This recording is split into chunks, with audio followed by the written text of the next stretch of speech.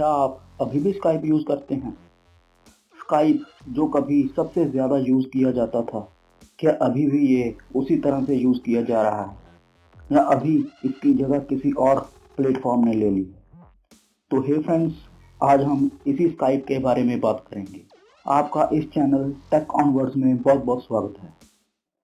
Skype जो एक telecommunication application है, इंटरनेट पर कंप्यूटर, टैबलेट, मोबाइल और स्मार्ट वॉच के बीच वीडियो चैट और वॉइस कॉल प्रदान करने में माहिर है। स्काइप इंस्टेंट मैसेजिंग सर्विस भी प्रदान करता है। यूजर्स टेक्स्ट, वीडियो, ऑडियो और इमेज ट्रांसमिट कर सकते हैं।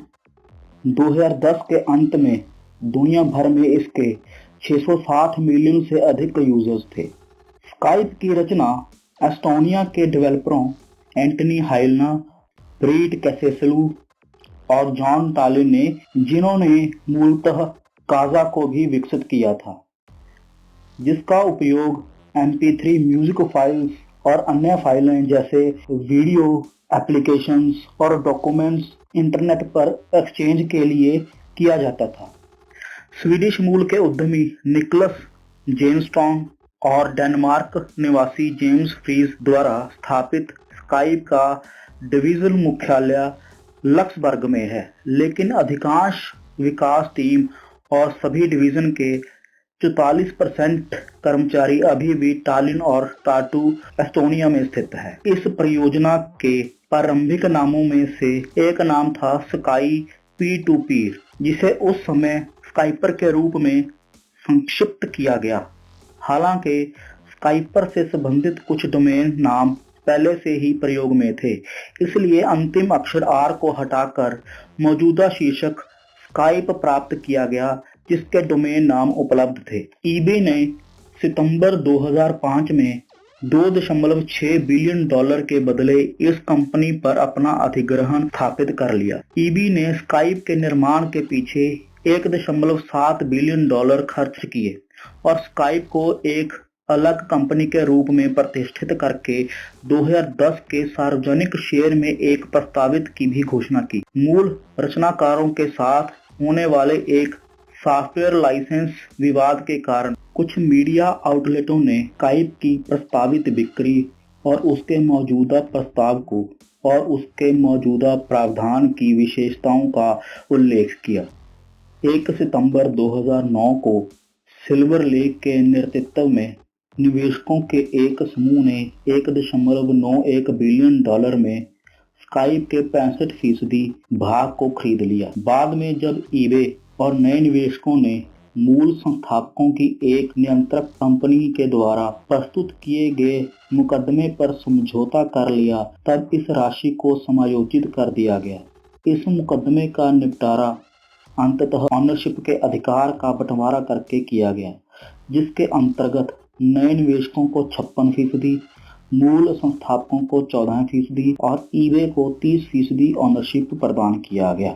माइक्रोसॉफ्ट ने मई 2011 में स्काइप को $8.5 बिलियन में खरीद लिया था। स्काइप मूल रूप से हाइब्रिड पीयर टू पीयर और क्लाइंट सर्वर सिस्टम के साथ था। मई 2012 से स्काइप पूरी तरह से माइक्रोसॉफ्ट द्वारा संचालित सुपरनोड्स द्वारा किया गया। 2013 के सामूहिक निगरानी के खुलासे से यह भी पता चला है कि माइक्रोसॉफ्ट ने खुफिया एजेंसियों को सुपरनोड्स और स्काइप संचार सामग्री तक पहुंच प्रदान की थी। 2016-17 के दौरान माइक्रोसॉफ्ट ने अपने स्काइपर ग्राहकों को इस तरह से फिर से रीडिजाइन किया, जिससे स्काइप को पीयर टू पीयर सर्विस से एक सेंट्रलाइज्ड एज्योर सर्विस से परिवर्तित कर दिया और टेक्स्ट आधारित मैसेजिंग को वॉइस कॉलिंग से अधिक प्रमुख बनाने के लिए ऐप्स के यूजर इंटरफेसेस को एडजस्ट किया। विंडोज,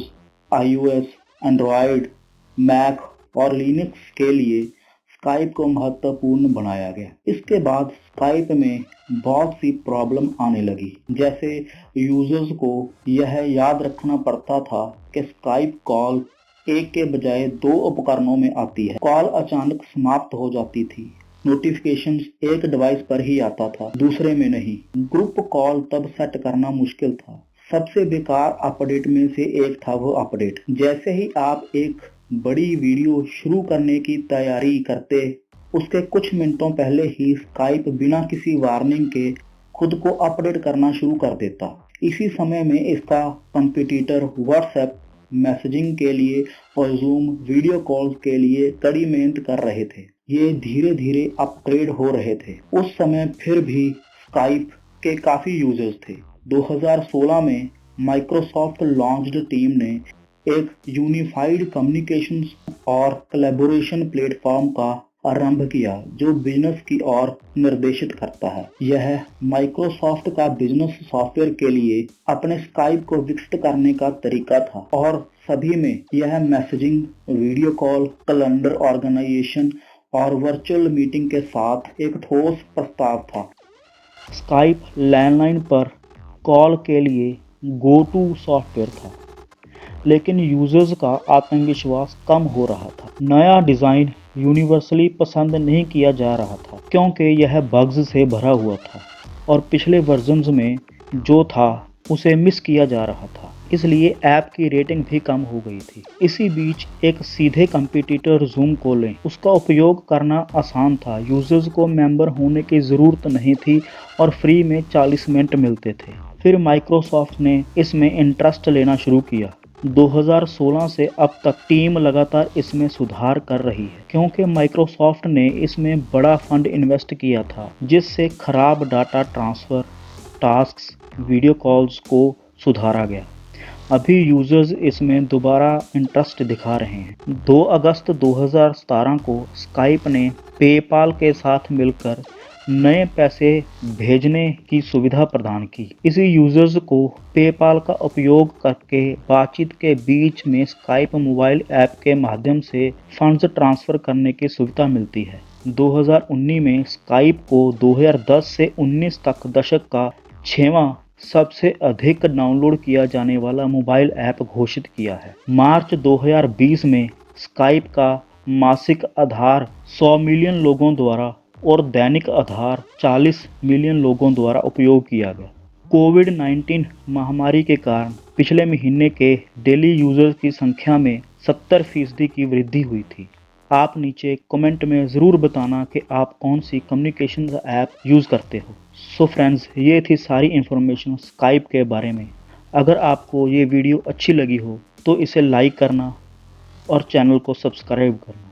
गुड बाय फ्रेंड्स, मिलते हैं अगली वीडियो।